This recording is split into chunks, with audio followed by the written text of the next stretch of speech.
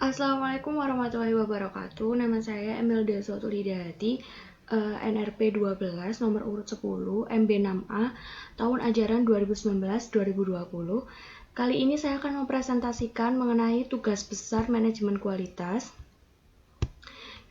Yang pertama yakni mengenai introduction. Yang pertama, diagram kontrol proporsi P. Jadi diagram kontrol ini dipergunakan untuk mengukur rata-rata variabel dan atribut. Pada diagram kontrol proporsi P, garis BKA dan BKB dapat ditentukan besarnya atau letaknya dengan menggunakan teknik pengawasan kualitas, diagram kontrol proporsi P untuk mengukur atribut tersebut. Selanjutnya adalah diagram kontrol untuk catat C. Jadi dalam diagram catat C ini, pengamatan tidak dilakukan terhadap sampel, melainkan terhadap seluruh unit barang. Barang itu akan dikatakan baik jika tidak terdapat cacat. Nah, selanjutnya adalah kertas periksa atau check sheet. Jadi kertas periksa adalah suatu piranti yang paling mudah untuk menghitung seberapa sering suatu terjadi. Dengan demikian, kertas periksa adalah piranti yang sederhana. Kertas periksa paling sering digunakan dalam tahap plan, do, and check pada PDCE cycle. Walaupun dapat pula digunakan pada tahap-tahap yang lainnya, namun pada paling umum itu digunakan pada PDCA cycle. Selanjutnya adalah diagram Pareto atau Pareto chart. Jadi diagram Pareto digunakan untuk memperbandingkan berbagai kategori kejadian yang disusun menurut ukurannya. Dari yang paling besar di sebelah kiri ke yang paling kanan, yang paling kecil di sebelah kanan. Jadi diurutkan dari yang paling besar kemudian menurun ke yang sebelah kanan. Dalam mengadakan analisis Pareto harus diatasi dengan sebab kejadian, bukan gejalanya. Kemudian selanjutnya adalah histogram. Jadi histogram ini hampir sama dengan Pareto chart, yakni berarti untuk menunjukkan variasi data pengukuran, yakni sama-sama menggunakan bar graph. Namun pada histogram ini gambarnya itu tidak menurun dari kiri ke kanan, namun sesuai dengan data yang disediakan dan umumnya berbentuk lonceng. Jadi yang paling tinggi itu di tengah. Selanjutnya adalah diagram pencar atau scatter diagram, yakni gambaran yang menunjukkan kemungkinan hubungan korelasi antara pasangan dua macam variabel, variabel X dan variabel Y. Diagram pencar juga dapat digunakan untuk mencek apakah suatu variabel dapat digunakan untuk mengganti variabel yang lainnya. Next, yakni langkah-langkah diagram P. Ada 3 langkah. Yang pertama adalah tentukan N terlebih dahulu, kemudian bentuk tabel yang berisi nomor sampel, jumlah barang rusak, dan menentukan proporsi kerusakan. Kemudian yang kedua adalah hitunglah PH, BKA, dan BKB. Dan yang terakhir adalah gambarlah grafik sesuai dengan tabel dan perhitungan tersebut. Langsung kita ke studi kasus diagram P. Yakni ini ada beberapa sampel, yakni 52 sampel dari N100. Kita menentukan jumlah barang rusak terlebih dahulu, kemudian proporsinya, kemudian P, BKA, dan BKB.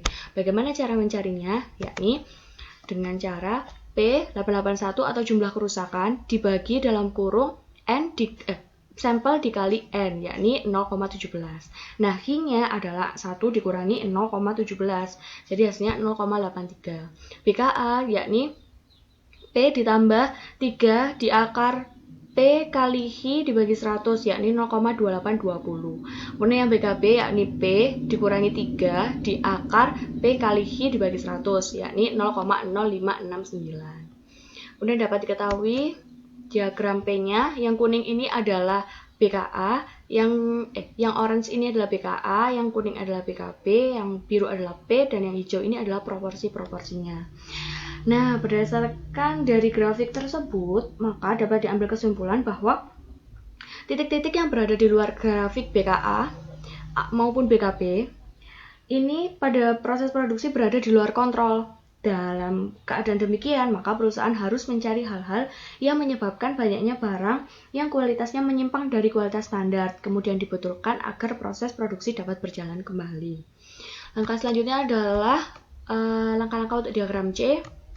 Ada 3 langkah. Yang pertama adalah buatlah tabel yang berisi tentang nomor barang dan banyaknya cacat. Yang kedua kemudian hitunglah C atau sentral, BKA dan BKB. Yang ketiga adalah gambarlah grafik sesuai dengan tabel dan perhitungan tersebut. Nah, studi kasusnya yakni ini terdapat 52 sampel dan jumlah barang kerusakannya. Kemudian kita cari C-nya, yakni jumlah seluruh barang yang rusak. Jumlah kerusakan seluruh barang dibagi sampelnya, yakni 16,94. Kemudian sentralnya juga 16,94. Nah, BKA ini adalah C ditambah 3 di akar C, ketemunya adalah 29,29. BKB ini adalah C dikurangi 3 di akar C, ketemunya adalah 4,59.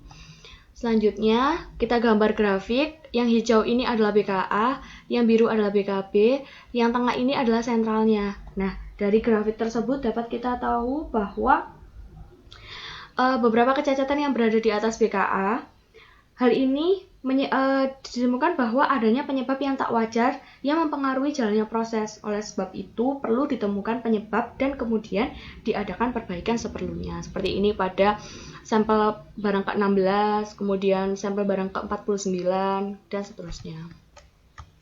Kemudian selanjutnya adalah langkah-langkah check sheet. Ada 4 langkah yang harus diperhatikan. Yang pertama adalah bentuk lajur-lajur untuk mencatat data dan harus jelas. Yang kedua adalah data yang hendak dikumpulkan dan dicatat harus jelas tujuannya. Yang ketiga adalah kapan data dikumpulkan harus dicantumkan. Yang keempat adalah data dikumpulkan secara jujur. Kemudian studi kasusnya kita ambil pada produk baju. Jenis catat ada banyak, ada benang, kerapian jahitan, kesesuaian ukuran, packaging, kancing, motif baju, label baju, kantong, dan v-neck simetris. Disajikan dalam 8 bulan.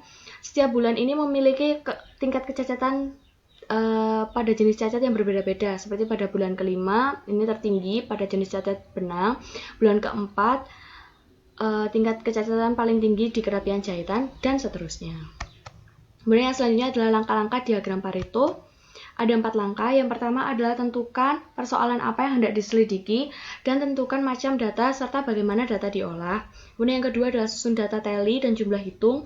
Yang ketiga adalah susun data sheet untuk Pareto diagram. Yang keempat adalah gambarlah diagram Pareto sesuai dengan pada data langkah ketiga. Studi kasusnya, ini sudah ada kerusakan, jumlah kerusakannya ini diambil pada bulan keempat, kemudian tentukan jumlah kumulatif kerusakan, presentase dalam jumlah kerusakan, ini dalam persen, kemudian presentase kerusakan kumulatif. Nah, setelah itu kita gambar diagram Paretonya.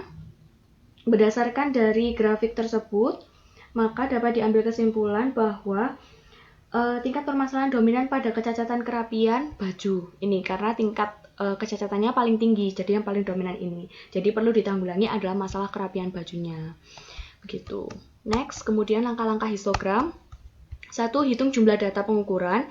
2. Tentukan jarak R bagi suatu himpunan data. Kemudian yang ketiga adalah bagi himpunan data dalam sejumlah kelas atau K. Kemudian yang keempat adalah tentukan lebar kelas atau H. Kemudian yang kelima adalah tentukan batas-batas kelas. Yang keenam susun tabel frekuensi. Studi kasus diketahui bahwa N-nya adalah 80, R-nya adalah nilai terbesar dikurangi nilai terkecil, hasilnya 69, kemudian K-nya adalah 10 dan H-nya adalah 6,9. Jadi dapat dibuat tabel seperti ini, batas kelasnya, kemudian titik tengah, dan frekuensinya. Kemudian kita dapat menggambarkan histogramnya. Dan dapat diambil kesimpulan bahwa berdasarkan diagram histogram tersebut, maka bentuk histogram adalah tidak simetris dan tidak berbentuk lonceng. Nah, biasanya kan berbentuk lonceng, seperti dari bawah kemudian ke atas seperti ini. Nah, namun pada data ini tidak berbentuk lonceng. Hal ini terjadi karena jumlah data yang tidak menentu pada masing-masing kelas. Seperti itu. Kemudian selanjutnya adalah langkah-langkah diagram pencar. Ada 3 langkah. Yang pertama adalah tentukan jumlah data. Yang kedua adalah tentukan diagram scatter dengan menggunakan Microsoft Excel. Kemudian yang ketiga adalah tentukan R-nya untuk mengetahui kekuatan variabelnya. Kemudian kita studi kasusnya. Ini ada variabel X adalah menit lembur dan variabel Y adalah N produksi. Ini data-datanya. Kemudian kita gambar diagram pencarnya. Berdasarkan dari diagram pencar tersebut, maka hubungan antara variabel X, menit lembur, dan variabel Y, N produksi, ini tidak ada pola.